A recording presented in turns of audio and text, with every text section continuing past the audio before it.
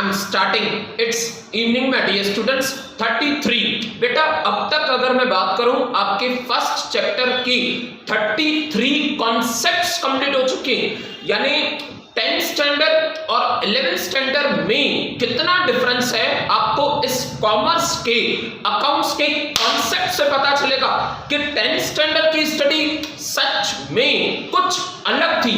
11th standard में commerce field आपका सच में कुछ अलग है एंड दैट इज 100% वर्थफुल है। स्टार्टिंग बेटा आपका लेक्चर आगे स्टार्ट कर रहा हूं मैं 34th कॉन्सेप्ट से।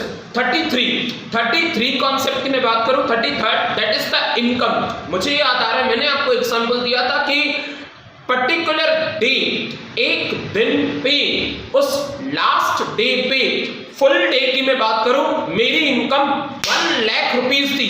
क्या एग्जांपल दिया था बेटा आप याद करो कि मैंने 3 कस्टमर्स का एग्जांपल दिया था। 3 कस्टमर्स, एक कस्टमर ने फर्स्ट ने OnePlus मोबाइल परचेज की थी, second that is Samsung and third that is Apple 10R। यानी 60 के 3 कस्टमर्स में से मैंने पूरे दिन में 1 लाख रुपया अर्न किया था। डिफरेंट बेटा, इनकम अलग होती है, प्रॉफिट अलग होता है, बट डिफरेंस क्या होता है? देखो अगर फुल डे की इनकम की बात करूं तो मेरे हाथ में बेटा, मेरे हैंड में कैश कितनी आई थी? 1 लाख रुपीस जो कैश आई थी गुड्स सेल करने के बाद, that is the income, that is the revenue. Revenue और इनकम एक ही वर्ड है, but it's difference from the profit. अब सवाल ये आता कि प्रॉफिट यानी क्या?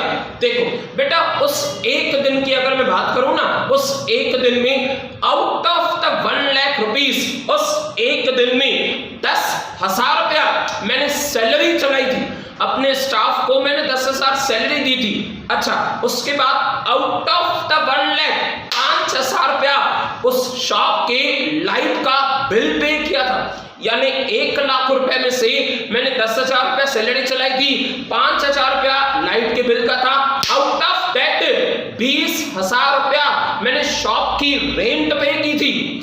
यानी 1 लाख में से 10,000 रुपीस सैलरी का खर्चा, 1 लाख में से 5,000 रुपीस लाइट का खर्चा, 1 लाख में से 20,000 रुपीस उस शॉप के रेंट का खर्चा।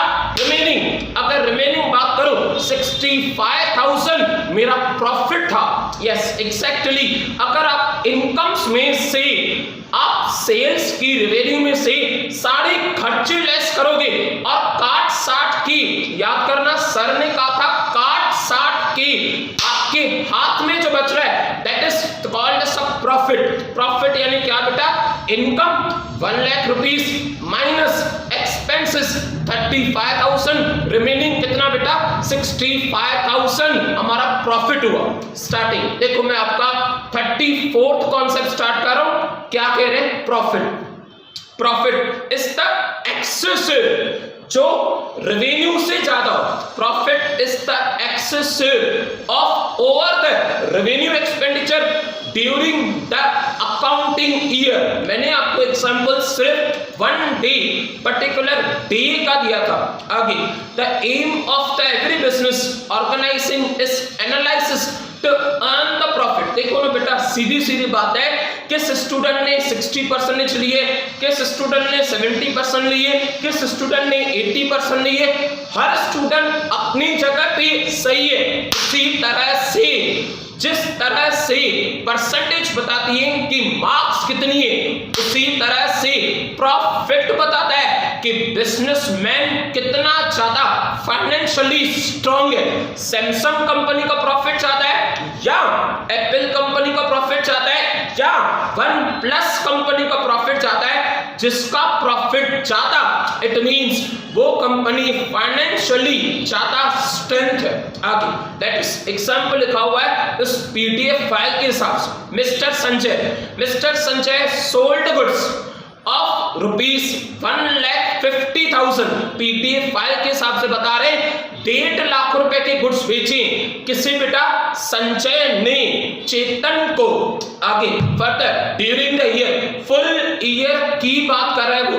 आगे and the expenses incurred bye Sanjay, और संजय ने सिर्फ गुड्स नहीं बेची, गुड्स बेच के जो पैसे लिए ना बेटा, गुड्स सेल करने के बाद जो पैसे आते उसे कहा जाता है इनकम।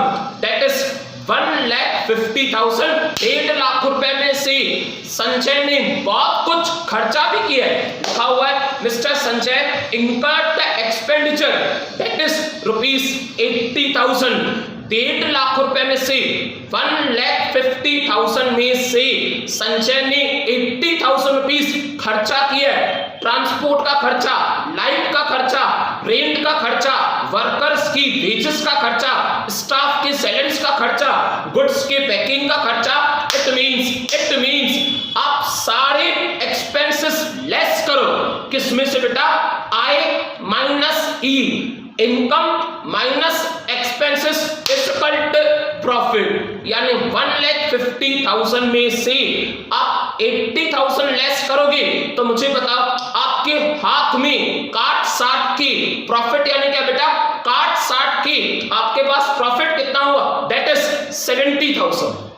रीड करा मैं आगे एग्जांपल जो लिखा हुआ है पीडीएफ फाइल में। The supply goods ₹80,000 and the profit will be, लिखा है उन्होंने सेल्स कितनी?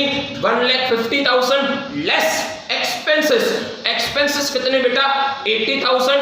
1,50,000 में से आप 80,000 लेस करो, आपके हाथ में प्रॉफिट कितना? That is 70,000। क्या ले रहे? फिर से याद करो प्रॉफिट की फॉर्मूला बेटा। प्रॉफिट यानी कैसे? सेल्स, या आप कह सकते हो रेवेन्यू या इनकम, एक ही वर्ड है। इनकम और रेवेन्यू एक ही वर्ड है।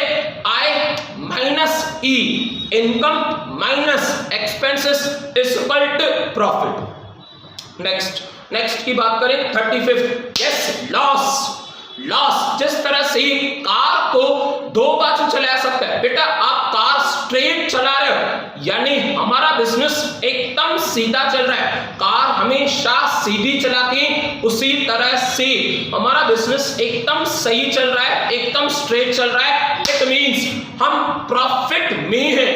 बट समटाइम्स हम कार रिवर्स में भी चलाते हैं, और कभी रेयरली बेटा कभी देखो सुख आता है तो दुख भी आता है। सुख यानी कि प्रॉफिट और दुख यानी कि लॉस।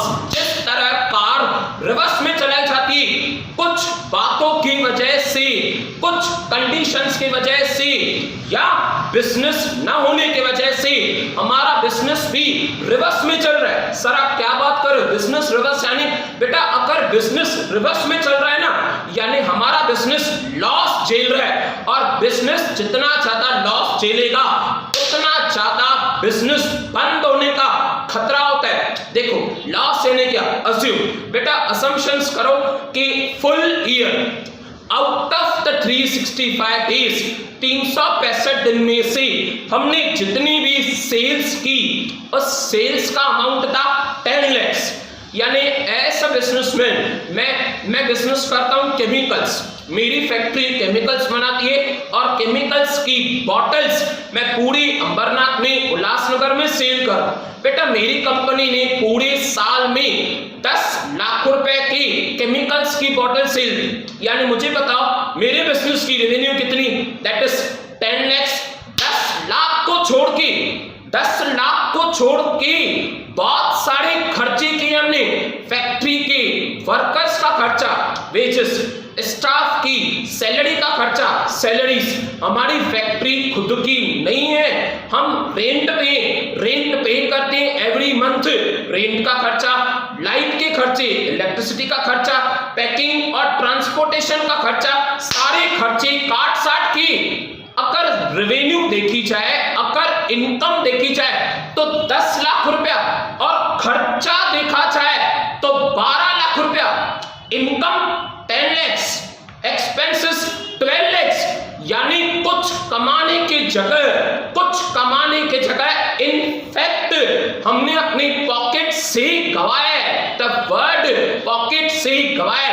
इट मींस हमारा बिजनेस 2 लाख रुपया लॉस में चल रहा है। बेटा जब एक्सपेंडिचर ज्यादा हो और इनकम कम, अगेन जब एक्सपेंडिचर ज्यादा हो और इनकम कम, उस सिचुएशन में हमारा बिजनेस लॉस झेल रहा है, एक्सपेंडिचर 12 लाख, इनकम 10 लाख, 12 लाख खर्चा किया है, 10 लाख रुपए कमाए, इट मींस हम 2 लाख रुपए माइनस में चल रहे हैं। द वर्ड माइनस यानी लॉस। एग्जाम्पल देखो क्या कह रहे हैं पीडीएफ फाइल के हिसाब से, loss is the excess of revenue expenditure over the revenue income. आपका जब रोजमर्रा का खर्चा, द वर्ड रोजमर्रा का खर्चा revenue expenditure, the word revenue income रोजमर्रा की इनकम, आपका खर्चा डेली बेसिस का ज्यादा है और आपकी इनकम डेली बेसिस की कम। क्या था बेटा एग्जाम्पल में, क्या था, expenditure 12 lakh, income 10 lakh, expenditure 12 lakh, income 10 lakh, यानी बिलीव मी 2 लाख रुपीस का हमने पूरे साल में लॉस अर्न किया है। प्रॉफिट अर्न किया जाता है, लॉस मजबूरी में दिया जाता है, मजबूरी से हो जाता है। डेलिब्रेटली कोई भी बिजनेस में लॉस में चलना प्रेफर नहीं करेगा। लिखा हुआ है loss is the excess of revenue expenditure over the income, यानी इनकम से ज्यादा खर्चा किया आपने, यानी कमाया है नहीं, और जितना कमाया है उससे ज्यादा तो खर्चा किया है, यानी आप लॉस में चल रहे हैं। Example, miss Jiya sold goods for ₹90,000 to Mrs Radha. Jiya ने राधा को गुड्स सेल की, कितने के बेटा, 90,000, 900। Miss Jiya sold goods to miss Radha, Jiya ने राधा को गुड्स सोल्ड की 90,000 के पूरे साल में, during the year. The expenses, उसने खर्चा भी किया पूरे साल में, the expenses incurred by miss Jiya to supply those goods amounted ₹1 lakh.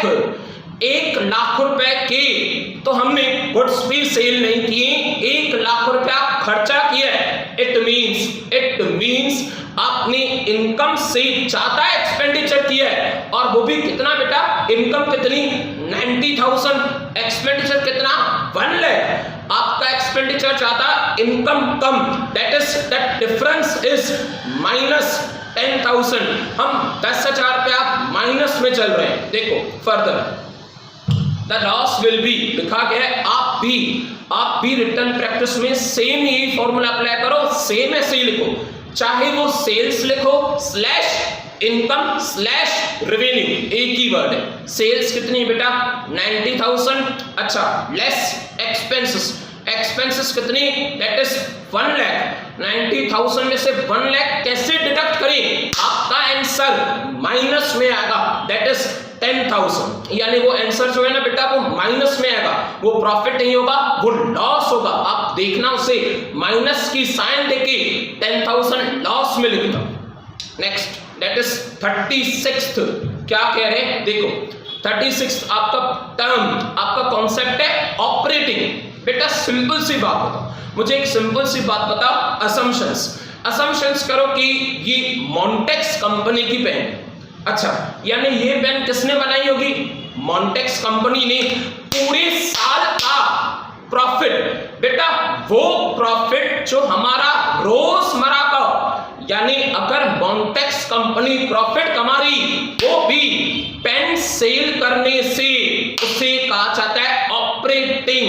The word operating, आप अपने वजूद में से प्रॉफिट कमा रहे हो। द वर्ड वजूद, मॉन्टेक्स कंपनी का वजूद क्या है बेटा, मॉन्टेक्स कंपनी का नाम क्यों है, बिकॉज सिर्फ गुडविल की वजह से, उस पेन की क्वालिटी की वजह से। अगर मॉन्टेक्स कंपनी ने प्रोडक्शन के बाद सेल्स किए और सेल्स में से प्रॉफिट कमाए, उससे कहा जाता है ऑपरेटिंग। रोजमर्रा का प्रॉफिट आपके बिजनेस की ट्रांजैक्शन की वजह से, आपके बिजनेस की वजूद की वजह से, उसे कहा जाता है ऑपरेटिंग। देखो रीड करो, the excess of operating revenues over the operating expenses is called as a operating profit। It arises by carrying the daily operating activities, यानी मॉन्टेक्स कंपनी पेन कभी बेचती होगी मंडे के दिन पे, ट्यूसडे के दिन पे, वेडनेसडे के दिन पे, थर्सडे के दिन पे, फ्राइडे के दिन पे, सैटरडे के दिन पे, संडे भी मॉन्टेक्स कंपनी 365 डेज पेन बेच रही है, 365 डेज प्रोडक्शन कर रही है। जो प्रॉफिट 365 दिन का है, जो सेल्स 365 दिन की, उस प्रॉफिट को कहा जाता है operating profit. Mantoux company profit कमा रही है पेन बेच के, ऑपरेटिंग। अमूल कंपनी प्रॉफिट कमा रही है बटर बेच के, अमूल कंपनी प्रॉफिट कमा रही है दैट इज मिल्क बेच के, ऑपरेटिंग प्रॉफिट। बाटा कंपनी, बेटा बाटा कंपनी प्रॉफिट कमा रही है शूज बेच के, बाटा कंपनी प्रॉफिट कमा रही है सैंडल चप्पल्स बेच के, that is called as operating profit. देखो, it arises as a result of carrying the operating activities as the principle of revenue producing activities of organization। आपका डेली बेसिस का production, daily basis की sales और sales में से कमाया हुआ profit, उसे कहा जाता है operating profit. Operating expenses includes आपके रोज के खर्चे भी होंगे, ऑफिस के खर्चे, लाइट के खर्चे, फैक्ट्री के खर्चे, वर्कर के खर्चे, स्टाफ के खर्चे, ट्रांसपोर्ट के खर्चे, ट्रैवलिंग एक्सपेंसेस के खर्चे and many other expenses etcetera लिखा हुआ है, दैट इज एडमिनिस्ट्रेशन यानी ऑफिस के खर्चे। सेलिंग एंड डिस्ट्रीब्यूशन, बिजनेस को आगे बढ़ाना है, गुड्स सेल करने, एजेंट को कमीशन देनी है, selling and distribution. Financial expenses, आप कस्टमर्स को डिस्काउंट दो, डिस्काउंट आपका खर्चा है, that is the example of financial expenses. ये सारे एक्सपेंडिचर लेस करने के बाद जो प्रॉफिट बच रहा है उसे कहा जाता है ऑपरेटिंग। नेक्स्ट की बात करें बेटा, दैट इज 37। हम 34 कंप्लीट कर चुके, 35 कंप्लीट कर चुके, 36 कंप्लीट कर चुके। Now we are moving towards 37, non operating profit. The word non operating profit, simple, again I am repeating again. Example, बेटा एग्जाम्पल आप अज्यूम करो कि मॉन्टेक्स कंपनी जो कंपनी पेन बनाती, मॉन्टेक्स कंपनी ने गुजरात में 10 करोड़ रुपए की प्रॉपर्टी परचेस, क्या परचेस की बेटा, 10 करोड़ की लैंड, जमीन परचेस की। कुछ टाइम के बाद उस कंपनी ने उस जमीन पे प्रोडक्शन नहीं की, मशीनें नहीं लगाई, जस्ट परचेस करके रख दिया। आफ्टर द 1 ईयर, 1 साल के बाद 10 करोड़ की जमीन मॉन्टेक्स कंपनी ने 12 करोड़ में सेल कर दी। सर क्या आपने नहीं समझा? देखो फिर से बेटा, मॉन्टेक्स कंपनी क्या बनाती है, pen. Apart from the pen, उस कंपनी ने एक बड़ी सी प्रॉपर्टी परचेज की और गुजरात में वो प्रॉपर्टी थी। अच्छा, उस गुजरात की प्रॉपर्टी ने कंपनी ने प्रोडक्शन स्टार्ट नहीं किया, मशीनरीज नहीं रखी, सिर्फ और सिर्फ वो जमीन लेके रख दी। 1 साल तक वो जमीन वैसे ही थी। 1 साल के बाद उसने वो लैंड किसी और कंपनी को सेल कर दी। परचेस कितने में की थी बेटा, 10 करोड़, बेची कितने में, 12 करोड़। 10 करोड़ की जमीन 12 करोड़ में, 10 करोड़ की प्रॉपर्टी 12 करोड़ में। सिंपल बैठे कुछ ना करके कंपनी ने 2 करोड़ रुपए असेट सेल करके कमाए। एग्जैक्टली, जो प्रॉफिट आप असेट सेल करके कमाओ, जो प्रॉफिट आपको रेंट आ रही है वहां से कमाओ, जो प्रॉफिट आपने पैसे ब्याज पे चढ़ाए, आपको ब्याज आ रहा है वहां से कमा रहे हो। यानी जो पैसे आप मेहनत की बगैर कमा रहे हो, जो पैसे आप प्रोडक्शन की बगैर, साइड बाय साइड इनकम, ये देखो फिर से साइड बाय साइड इनकम को नॉन ऑपरेटिंग प्रॉफिट कहा जाता है। रीड कर रहा हूं मैं, देखो आप जब बेटा रिटर्न प्रैक्टिस करो ना तो आप एग्जाम्पल लिखना, लैंड कितने में परचेज की, 10 करोड़ में, 1 साल रख दिया। प्रॉपर्टी यानी क्या, आप प्रॉपर्टी परचेज करो, रख दो, आज नहीं तो कल, कल नहीं तो परसों, after the 1 year, after the 5 years आपको प्रॉपर्टी अर्न करके देगी, पैसे जरूर कमा के देगी। 1 साल तक उन्होंने परचेस करके रख दिया और 1 साल के बाद 10 करोड़ की जमीन 12 करोड़ में सेल की, 2 करोड़ रुपए सिर्फ बिना मेहनत के कमाए। जो प्रॉफिट, जो पैसे बिना मेहनत के कमाए जाते हैं, that is non operating profit, या उसे आप साइड बाय साइड की इनकम भी कह सकते हो, साइड बाय साइड का प्रॉफिट। देखो, the excess of non operating revenues over the non-operating expenses is called as a non-operating profit. Example आगे, it arises as a result of carrying out the non-operating। मैंने ये कहा कि pen बेचने से कमाई नहीं, मैंने ये कहा कि रिफिल बेचने से कमाया नहीं, मैंने ये कहा कि बाटा कंपनी ने सैंडल सेल करके कमाया, बिल्कुल भी नहीं। तो बेटा पेन का कोई वास्ता नहीं, बाटा का कोई वास्ता नहीं, अमूल का कोई वास्ता नहीं। आपने प्रॉपर्टी परचेज की और सेल कर दी और कुछ कमाया, that is the side by side. आगे example, selling of a asset, आप कोई भी प्रॉपर्टी बेच रहे, it's a normal activity, but if organization selling the asset, अगर आपकी कंपनी, आपका बिजनेस ऐसी कोई भी प्रॉपर्टी बेच रहा है, ऐसी कोई भी असेट बेच रहा है, प्रॉफिट में उस प्रॉफिट को कहा जाएगा non operating profit. It will be treated as a non-operating profit. Next, that is 38th total की बात करें तो टोटल आपके 39 कॉन्सेप्ट से 39 में से 38 चल रहा है। Normal gain, the word normal, साधारण, गेन लाभ, साधारण लाभ यानी क्या। देखो बेटा एग्जाम्पल, अगर मैं एक फेमस कंपनी की बात करूं, वो कंपनी जो शुगर बनाती हो यानी मधुर कंपनी एक ऐसी कंपनी है जो काफी ज्यादा फेमस है, mainly for the production of sugar के लिए। देखो एग्जाम्पल, बेटा शुगर बनती है शुगर केन में से, गन्ने का रस शुगर केन में से। जब तक शुगर केन अवेलेबल नहीं है तब तक शुगर नहीं बना जा सकती। अब ये कॉमन है, नॉर्मल, साधारण है, एवरी टाइम, हर बार का। अब मशीन में 10,000 रुपए का, क्या बेटा, मशीन में 10,000 रुपए का शुगर केन इनपुट होता है, 12,000 रुपए की शुगर आउटपुट होती। फिर से शुगर केन कितने का बेटा, 10,000 का, और शुगर बनती कितनी में से, 12,000 रुपए की। इट मीन्स 2,000 रुपया जो लाभ हुआ ना वो हर बार का है और उसे कहा जाएगा नॉर्मल गेन। आप जितनी बार 10,000 रुपए का शुगर केन इनपुट करोगे उस मशीन में, मशीन प्रोसेसिंग करेगी, कुछ वेस्ट प्रोडक्ट्स आउट करेगी, उसके बाद उतनी बार आपको 12,000 रुपीज की शुगर आउटपुट होगी।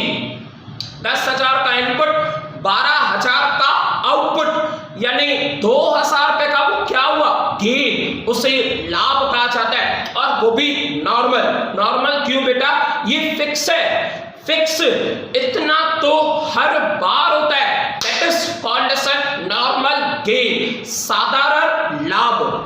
रीड करो मैं क्या कह रहे हैं, देखो, when the goods are manufactured through the various steps, process, अलग अलग तरीके, output is expected from every process, no doubt. अलग अलग मशीनें होंगी, अलग अलग लेवल्स होंगी, अलग अलग तरीके होंगे। The actual output of one process is the input of another process. आपने जब तक शुगर केन इनपुट नहीं किया है तब तक आपको शुगर आउटपुट होके नहीं मिलेगा आगे, and it becomes the next process, और वो लास्ट तक चलता रहता है जब तक प्रॉपरली शुगर आउटपुट हो। During the normal course if the quantity is increase, चाहे भली वो केजी की बात हो, चाहे रुपीस की बात हो, चाहे भली आप क्वांटिटी कहो या चाहे आप उस क्वांटिटी को पैसों में मेजर करो, टर्म्स ऑफ मनी आप पैसों में मेजर करो, उसे कहा जाता है normal gain and it is called as a normal gain. It happens under the normal circumstances, ये हर बार की बात होती है। Next 39, that is the last one, last but not the least। आपका फर्स्ट चैप्टर कंप्लीट हो रहा है बेटा, यहाँ पे 39 कॉन्सेप्ट थे और 39 में से 39 हमने क्लियर की। लास्ट एबनॉर्मल गेन, कभी कभी जो साधारण नहीं हो, once in a year, once in a month, twice in a month, जो रेयरली साल में एक दो बार या कभी मंथ में कभी एक बार हुआ, जो रोज रोज नहीं होता, दो वर्ड रोज रोज नहीं होता, जो लाभ साधारण नहीं हो, उसे कहा जाता है एबनॉर्मल गेन। होता है बेटा, होता है। देखो ना, कुछ कुछ वर्कर्स सालों से प्रोडक्शन कर रहे हैं, सालों से, तो उन वर्कर्स के एक्सपर्टनेस की वजह से कभी कभी हमारे उम्मीद से ज्यादा का लाभ होता है। देखो कैसे, याद करो, आप एग्जांपल याद करो कि आपने शुगर केन कितने का इनपुट किया था। सर हमने शुगर केन इनपुट किया था 10,000 रुपीज का। एवरी टाइम, हर बार शुगर प्रोड्यूस करने के टाइम पे 10,000 रुपए का शुगर केन इनपुट किया जाता है। बट दिस टाइम भी हमने 10,000 का इनपुट किया, बट दिस टाइम, इस बार जो शुगर आउटपुट मिला है दैट इज 15,000। जो शुगर हमें आउटपुट में मिली है उसकी वैल्यू है 15,000 रुपया। बेटा हर बार 10,000 और 12,000, इस बार 10,000 और 15,000 यानी 3,000 रुपया जो आपको एक्स्ट्रा मिला है that is called as abnormal लाभ, गेन है वो। रीड कर रहा हूं मैं कि एबनॉर्मल गेन यानी क्या। When the goods under the production are transferred from one process to another, it's possible that quantity may increase much more than expected। उम्मीद होती है पर रोज की नहीं, rarely is called as abnormal gain। Under this situation, the actual output is more than the normal। और जो output होता है ना वो ज्यादा होता है। हर बार 12,000 की शुगर होती है, इस बार 15,000 रुपए की शुगर आउटपुट हुई थी यानी बनी थी। और expected output of the production, abnormal gain arises due to the rise in the efficiency of production department। आपकी वर्कर्स बहुत ज्यादा एक्सपर्ट हो चुके हैं तो जाके ये सिचुएशन क्रिएट होगी, अदरवाइज नॉर्मल गेन तो चलता ही रहेगा 365 days. Complete, first chapter complete हुआ बेटा आपका। Last quote of the day, quote of the day के बाद बेटा हमारा लेक्चर सक्सेसफुली कंप्लीट हो जाए। देखिए, न गिरने वाले से वो व्यक्ति जो कभी दौड़ा ही नहीं रेस में, वो व्यक्ति जो दौड़ा भी नहीं, जिसने रेस भी नहीं लगाई, कभी गिरा भी नहीं। न गिरने वाले से गिर कर, तकलीफें झेल कर, फेल्यूर होकर बट अटेम्प्ट करने वाला, न गिरने वाले से गिरकर उठने वाला श्रेष्ठ होता है। द वर्ड श्रेष्ठ, उत्तम, इट मीन्स काफी ज्यादा बेटर। न गिरने वाले से गिरकर उठने वाला काफी ज्यादा श्रेष्ठ होता है। एग्जाम्पल बेटा आपके मन में आ रहा है कि सर ऑनलाइन लेक्चर्स देख रहे हैं, पीडीएफ फाइल रिटन प्रैक्टिस भी कर रहे हैं, बट टेंशन सता रहा है इस बात का, कॉन्फिडेंस फील नहीं हो रहा कि हम खुद से टेस्ट कैसे लें, खुद की सेल्फ टेस्ट कैसे लें, क्या टाइम ज्यादा लग जाए तो, या हम सही तरीके से कर नहीं पाए तो।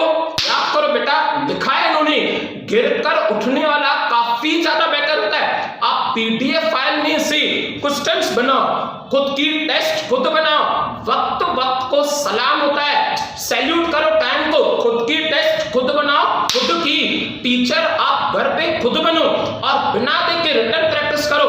टेस्ट पेरेंट्स को दिखाओ, चेकिंग पेरेंट्स के सामने मम्मी से कराओ, पापा से कराओ। न गिरने वाला बेहतर नहीं होता है, गिरकर उठने वाला ज्यादा बेटर होता है। टाइम ज्यादा लगेगा, टेस्ट आपको रेडी करनी पड़ेगी। खुद के लिए टीचर आप खुद बनोगे, चलेगा।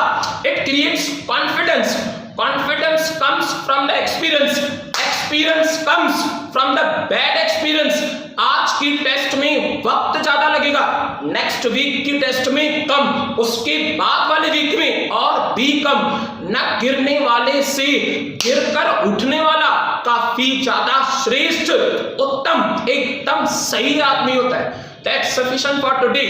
We'll again continue tomorrow. Bye. Take care. Have a nice day.